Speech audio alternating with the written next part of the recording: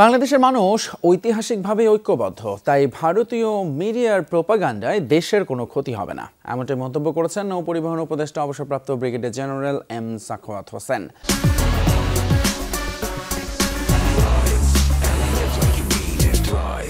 দুপুরে বেনাপোল স্থলবন্দরে নবনির্মিত cargo vehicle টার্মিনালের সাথে ভারতের পেট্রাপোল বন্দরের বাণিজ্যিক কার্যক্রম পরিদর্শন করেন তিনি।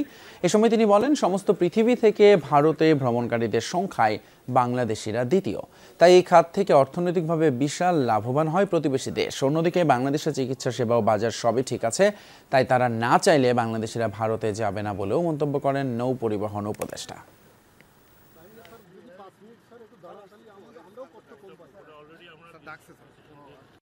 আমাদের বিরুদ্ধে কোনো প্রপাগান্ডা হবে তখন আমাদের দেশের লোক কম যাবে, কম গেলে আমাদের তো কোনো ক্ষতি নেই। আমাদের এখানে চিকিৎসাও আছে, আমাদের এখানে বাজারও আছে, সবই আছে।